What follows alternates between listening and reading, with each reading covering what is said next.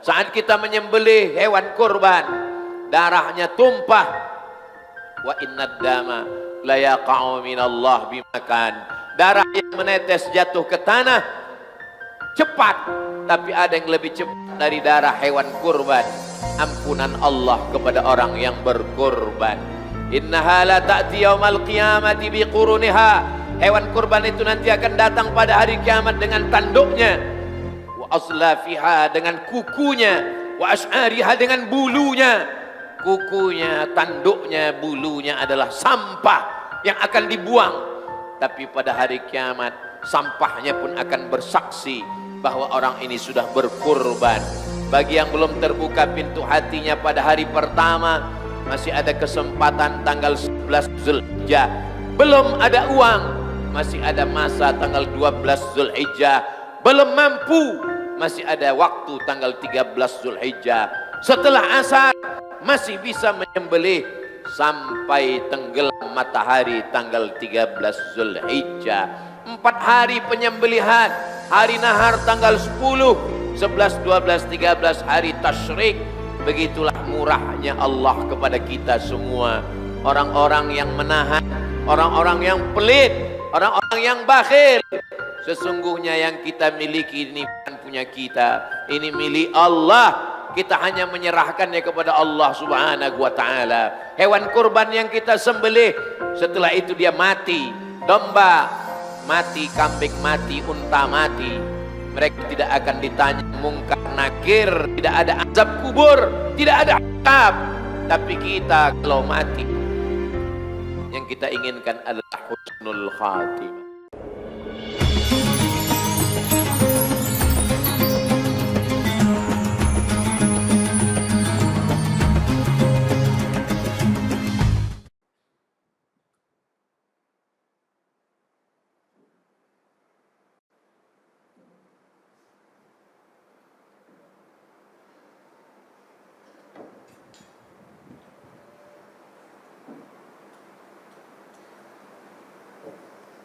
Allahu akbar, Allahu akbar, Allahu akbar. Allahu akbar, Allahu akbar, Allahu akbar. Allahu akbar, Allahu akbar.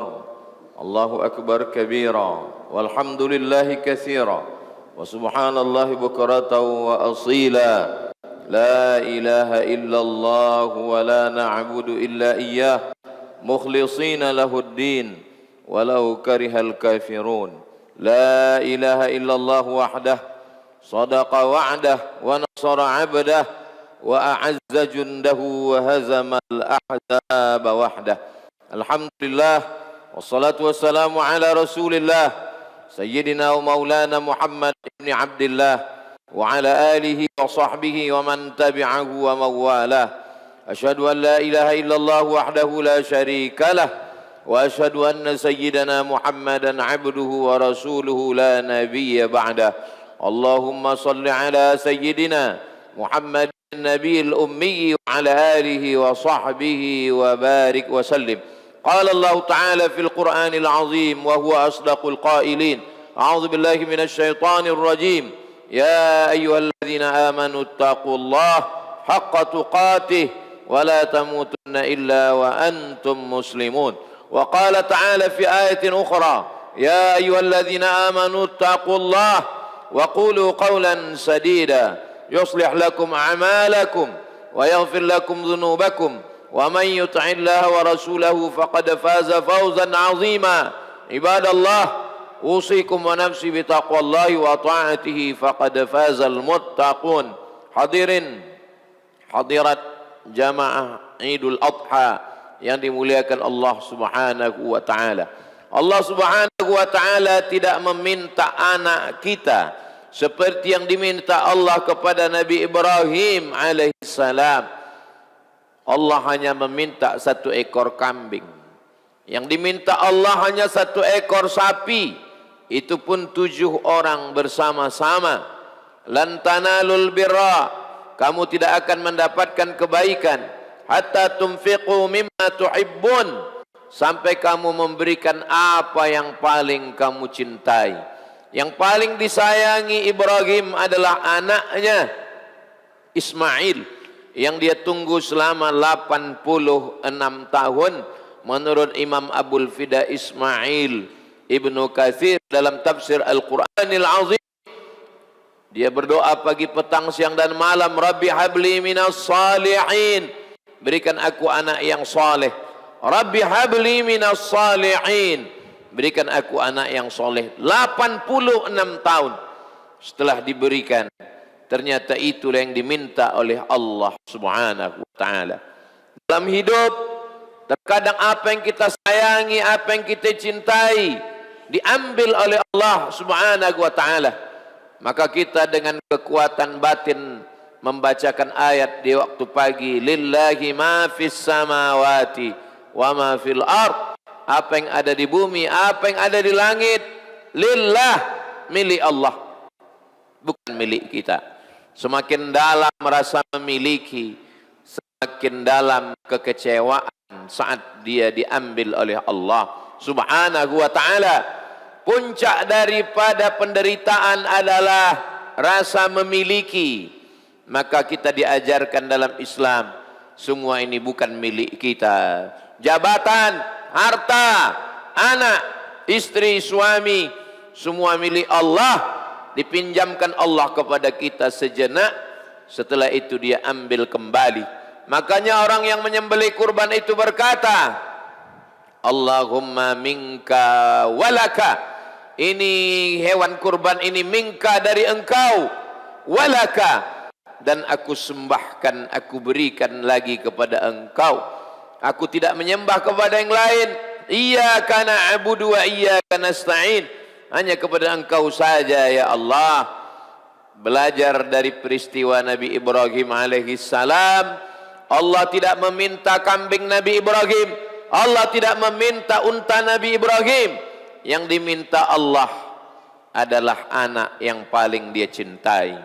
Kita tidak disuruh menyembelih anak, kita hanya memberikan anak demi Allah, lillah, kepada Allah, di jalan Allah.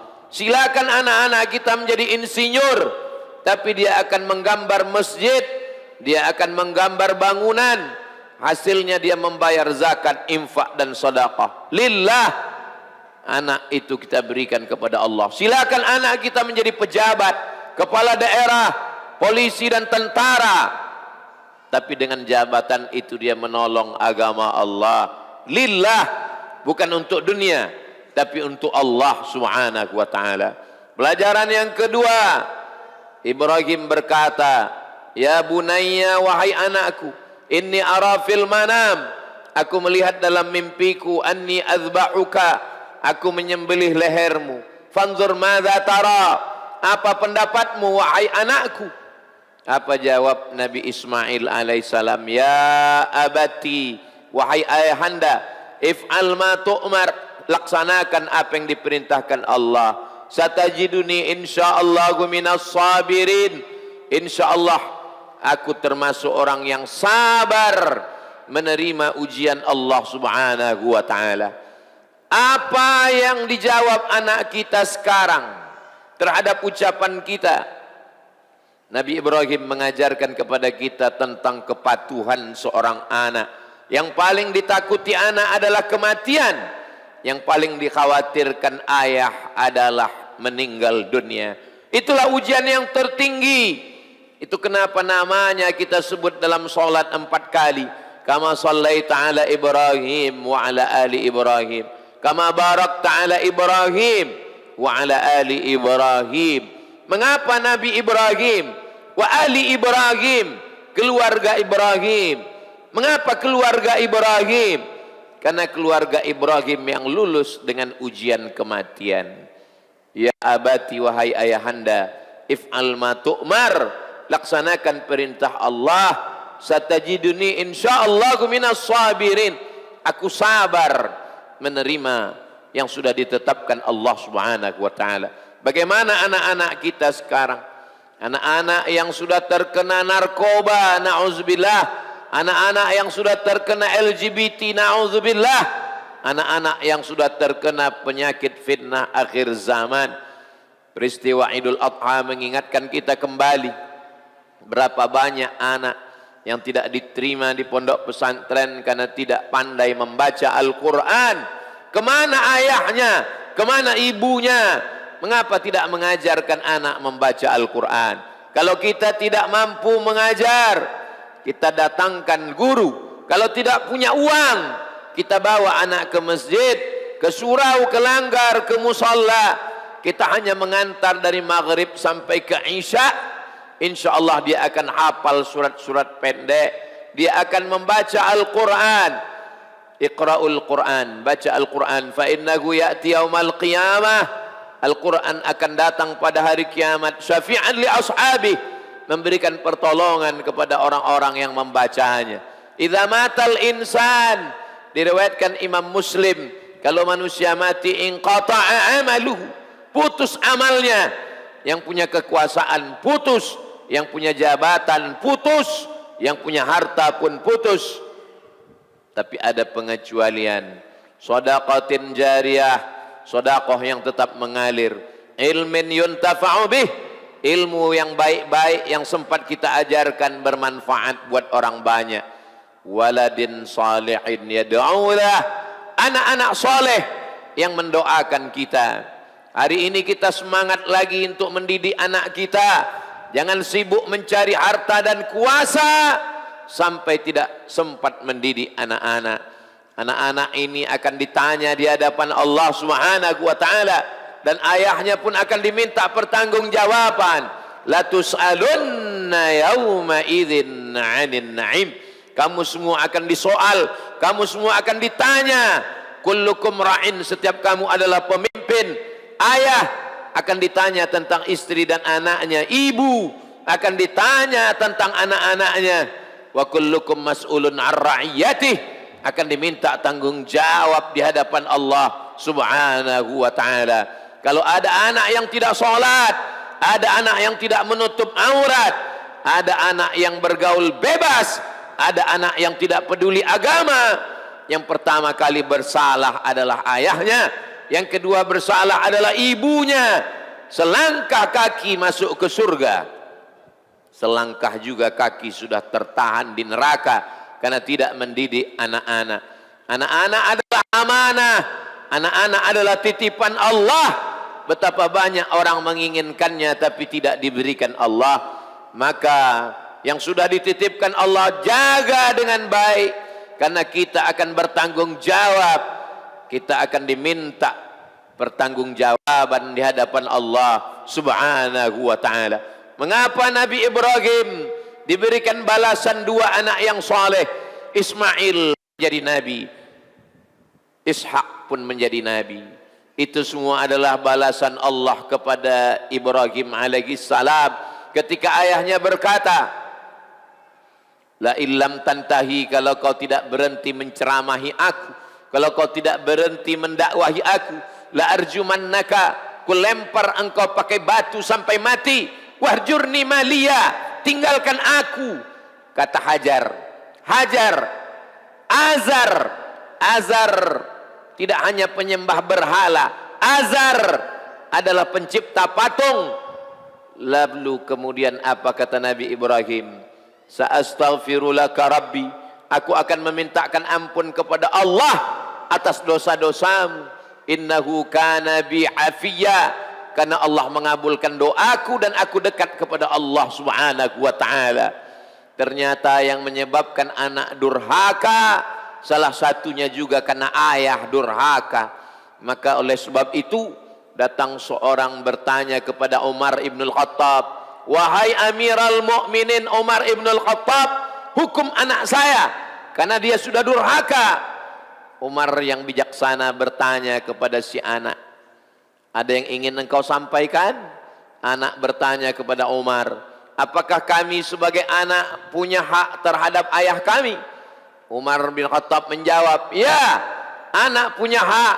Anak berhak punya ibu yang baik, anak berhak punya nama yang baik, anak berhak diberi makan yang baik. Si anak menjawab, ibu saya perempuan yang kurang baik, nama saya pun diberikan nama yang tidak baik, dan makanan saya pun makanan yang tidak baik. Apa kata Umar bin Khattab? laqad aqaqtahu qabla an ya'uqa 'alaik. Engkau lebih dulu durhaka kepada anakmu sebelum anakmu durhaka kepadamu. Kalau selama ini kita hanya tahu anak durhaka, sesungguhnya ada ayah durhaka yang tidak peduli kepada anak-anaknya, yang tidak memberikan nafkah, yang tidak memberikan pendidikan, yang tidak memberikan perhatian yang baik. Pelajaran ketiga yang bisa kita ambil dari Idul Adha, seorang perempuan bernama Hajar ditinggalkan oleh Ibrahim alaihissalam fi wadin ghairi dzi zar'in, di sebuah lembah yang tidak ada tanaman, kering kerontang, hanya pasir saja. Inda baitikal muharram, di samping Baitullah. Dia adalah istri seorang nabi, suaminya nabi. Dia adalah ibu seorang nabi, anaknya Ismail adalah nabi. Tapi dia bukan perempuan yang lemah. Dia tidak mengangkat tangan ke langit, dia tidak meminta turun hujan, dia tidak mengutuk nasib. Dia bukan perempuan yang berkata-kata buruk. Dia berlari ke atas bukit Safa, dia tidak menemukan air. Dia berlari ke atas bukit Marwah, dia tidak menemukan air. Bukan Safa dan Marwah sekarang yang dingin, yang sejuk.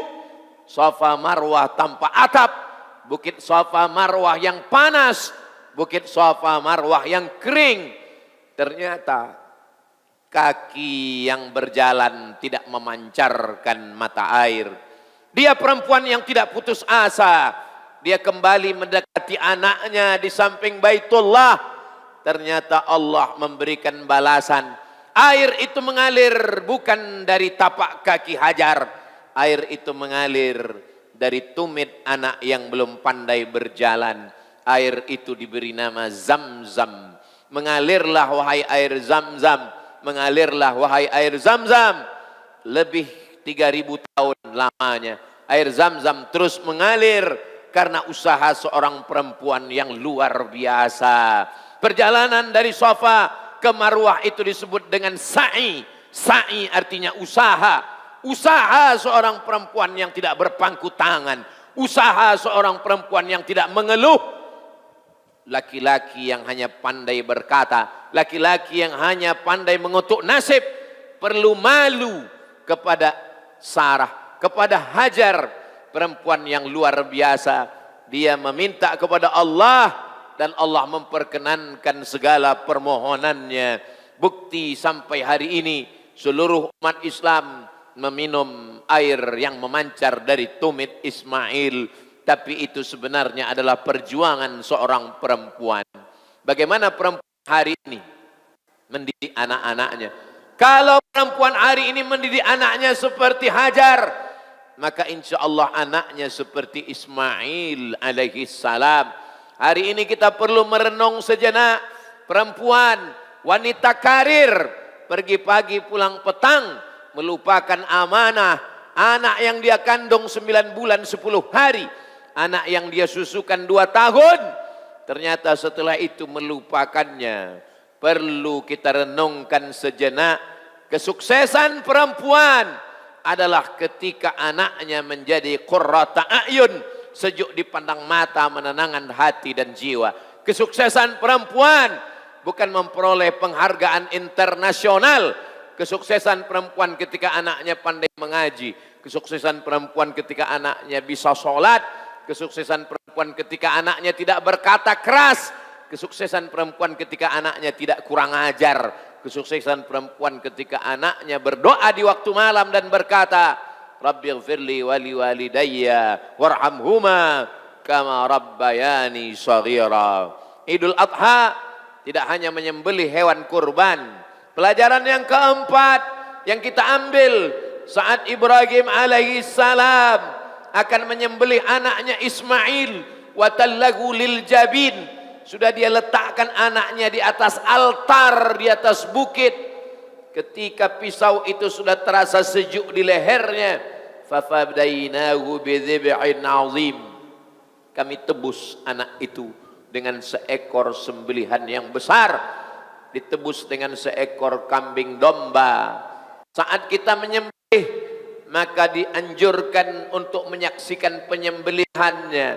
Wal budna ja'alnaha lakum min sya'airillah. Unta yang disembelih itu menjadi syiar umat Islam berkumpul beramai-ramai untuk menyaksikan. Orang yang lemah imannya menjadi kuat, orang yang rapuh saat melihat umat Islam ramai. Kalau hati bersedih, kuatkanlah dengan takbir Allahu Akbar, Allahu Akbar, Allahu Akbar. Kalau hati merasa hebat, pujilah Allah. Walillahil hamd. Pujian hanya milik Allah. Jangan gila dengan pujian, karena pujian hanya milik Allah Subhanahu wa ta'ala. Saat kita menyembelih hewan kurban, darahnya tumpah. Wa innad dama la yaqa'u minallah bimakan. Darah yang menetes jatuh ke tanah cepat, tapi ada yang lebih cepat dari darah hewan kurban. Ampunan Allah kepada orang yang berkurban. Innaha la ta'ti yaumal qiyamati biquruniha. Hewan kurban itu nanti akan datang pada hari kiamat dengan tanduknya. Wa aslafiha, dengan kukunya. Wa ash'ariha, dengan bulunya. Kukunya, tanduknya, bulunya adalah sampah yang akan dibuang. Tapi pada hari kiamat, sampahnya pun akan bersaksi bahwa orang ini sudah berkurban. Bagi yang belum terbuka pintu hatinya pada hari pertama, masih ada kesempatan tanggal 11 Zulhijjah. Belum ada uang, masih ada masa tanggal 12 Zulhijjah. Belum mampu, masih ada waktu tanggal 13 Zulhijjah. Setelah asar masih bisa menyembelih sampai tenggelam matahari tanggal 13 Zulhijjah.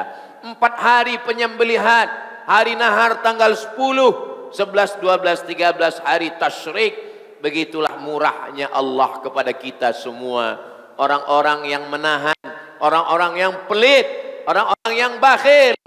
Sesungguhnya yang kita miliki ini bukan punya kita, ini milik Allah. Kita hanya menyerahkannya kepada Allah Subhanahu wa ta'ala. Hewan kurban yang kita sembelih, setelah itu dia mati. Domba mati, kambing mati, unta mati.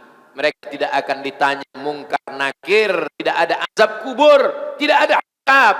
Tapi kita kalau mati, yang kita inginkan adalah husnul khatimah. Kita ingin anak kita membisikkan ke telinga kita, la ilaha illallah Muhammadur Rasulullah. Kita ingin mati dalam keadaan man kana akhiru kalamihi. Siapa yang akhir kalamnya saat malaikat maut mencabut nyawanya, dia meninggalkan dunia mengucapkan la ilaha illallah. Hewan-hewan kurban itu mati, pisau menggorok lehernya. Itulah penderitaan mereka yang terakhir. Tapi kalau kita mati, kematian bukan penderitaan terakhir, masih ada azab kubur. Kita minta kepada Allah 1 hari 5 kali di akhir tasyahud. Allahumma inni a'udzubika min adzabi jahannam wa min adzabil qabri wa min fitnatil mahya wal mamat wa min syarri fitnatil masihid dajjal. Masih ada padang mahsyar. Kita akan berada di padang mahsyar menunggu pengadilan Allah. Kita masih akan ada titian siratal mustaqim. Kita masih ada neraka jahannam. Allahumma ajirna minan nar, Allahumma ajirna minan nar, Allahumma ajirna minan nar. Doa yang kita panjatkan setiap penutup doa, Rabbana atina fid dunya hasanah wa fil akhirati hasanah wa qina adzaban nar. Pelajaran yang terakhir, yang kelima dari Idul Adha. Bagi kita makan daging itu biasa, tapi ada saudara-saudara kita makan daging itu luar biasa. Orang beriman tidak hanya memikirkan tenggorokannya, orang beriman tidak hanya memikirkan sholatnya. Orang yang sholatnya banyak, puasanya banyak, zikir tidak berhenti, hatam Al-Quran ke Baitullah, tapi tetangganya tidak makan. La yabitu syab'anan wajaruhu ila jambihi ja'i'un laisa bil mu'min. Dia bukan orang yang beriman. Siapa itu? Yabitu syab'anan, tidur dalam keadaan perut kenyang. Wajaruhu ila jambihi ja'i'un, tetangganya kelaparan, tetangganya tidak makan, dia tidak mau tahu. Sudahkah kita mendengar tangisan mereka di waktu malam? Kita semua akan dituntut di hadapan Allah. La yu'minu ahadukum, kamu belum diakui sebagai orang beriman. Kamilul iman, iman yang sempurna. Hatta yuhibba li akhih, sampai kau sayang kepada saudaramu ma yuhibbu li nafsih, sama seperti sayang pada diri sendiri. Allahu akbar, Allahu akbar, Allahu akbar. Sambung silaturahim dengan jiran dan tetangga. Sambung silaturahim dengan keluarga. Momen Idul Adha yang ibunya sudah tidak ada, ayahnya sudah tidak ada, datanglah ke kuburnya, ucapkan salam. Assalamualaikum ya ahlad diyar minal mu'minin, wa insyaallahu bikum lahiqun, wa inna insyaallahu bikum lahiqun, yarhamullahul mustaqdimina wal mustakhirin, nas'alullah lana wa lakumul afiyah. Bacakan surah Yasin, bacakan Al-Fatihah, bacakan Qul huwallah 3 kali, bacakan Al-Falaq, bacakan An-Nas, bacakan pangkal Al-Baqarah, bacakan ujung Al-Baqarah, bacakan afdhalu dzikri fa'lam annahu la ilaha illallah, bacakan doa sependek-pendeknya, bacakanlah Al-Fatihah sebagai tanda kita teringat membalas budi baik mereka. Kalau dia masih hidup, datanglah ke rumahnya, berikanlah kain, berikanlah makan, ciumlah tangannya, peluklah tubuhnya, mintakanlah doa-doa kepada Allah. Bagi yang masih ada ayahnya, masih ada ibunya, beruntunglah karena masih bisa memintakan doa dari orang yang paling kabul doanya, orang yang paling lembut hatinya. Ciumlah tangannya, bersimpuhlah, peluklah badannya, karena sampai masanya penyesalan tak lagi berguna. Barakallahu li wa lakum fil Qur'anil azim, wa nafa'ani wa iyyakum bima fihi minal ayati wa dzikril hakim, wa taqabbala minni wa minkum tilawatahu innahu huwal ghafurur rahim. اللهم صل وسلم وزد وعنئن وتفضل وبارك لجمامك وكمالك أشرف عبادك سيدنا محمد وعلى آله وصحبه أجمعين. الحمد لله الذي بنعمته تتم الصالحات، والصلاة والسلام على سيد السادات وعلى آله وأصحابه أهل الفضائل والكرامات. أشهد أن لا إله إلا الله وحده لا شريك له، وأشهد أن سيدنا محمدا عبده ورسوله وصفيه من خلقه وخليله، أدى الأمانة وبلغ الرسالة ونصح للأمة وتركنا على المحجة البيضاء ليلها كنهارها لا يزيغ عنها إلا هالك. اللهم صل على سيدنا محمد النبي الأمي وعلى آله وصحبه وبارك وسلم. قال الله تعالى في القرآن العظيم وهو أصدق القائلين: أعوذ بالله من الشيطان الرجيم، بسم الله الرحمن الرحيم، والعصر إن الإنسان لفي خسر إلا الذين آمنوا وعملوا الصالحات وتواصوا بالحق وتواصوا بالصبر. وقال تعالى في آية أخرى: إن الله وملائكته يصلون على النبي يا أيها الذين آمنوا صلوا عليه وسلموا تسليما. اللهم اغفر للمسلمين والمسلمات والمؤمنين والمؤمنات الأحياء منهم والأموات برحمتك يا أرحم الراحمين. ربنا اغفر لنا ذنوبنا ولآبائنا ولأمهاتنا ولأزواجنا ولذرياتنا ولمن أحسن إلينا ولجميع المسلمين والمسلمات والمؤمنين والمؤمنات من مشارق الأرض إلى مغاربها. اللهم انصر إخواننا المجاهدين في فلسطين. اللهم اجعلنا من الذين يستمعون القول فيتبعون أحسنه. اللهم انصر من نصر الدين واخذل الكفرة والمشركين ودمر أعداءك أعداء الدين. اللهم شتت شملهم وفرق جمعهم واجعل كيدهم في نحورهم يا رب العالمين. اللهم اجز الواقفين، اللهم اجز المتصدقين، اللهم اجز الذين ينفقون أموالهم في سبيلك يا رب العالمين. ربنا هب لنا من الصالحين، ربنا هب لنا من لدنك ذرية طيبة، ربنا هب لنا من أزواجنا وذرياتنا قرة أعين واجعلنا للمتقين إماما. اللهم اجعل هذا البلد بلدا آمنا. اللهم دفع عنا الغلاء والوباء والفحشاء والربا والزنا والمنكر والسيوف المختلفة والشدائد والمحن ما ظهر منها وما بطن min baladina hadha Indonesia khassah wa min buldanil muslimina ammah. Ibadallah, أوصيكم ونفسي بتقوى الله وطاعته فقد فاز المتقون إن الله يأمر بالعدل والإحسان وإيتاء ذي القربى وينهى عن الفحشاء والمنكر والبغي يعظكم لعلكم تذكرون فاذكروا الله العظيم يذكركم واسألوه من فضله يعطكم ولذكر الله أكبر والله يعلم ما تصنعون والسلام عليكم ورحمة الله وبركاته.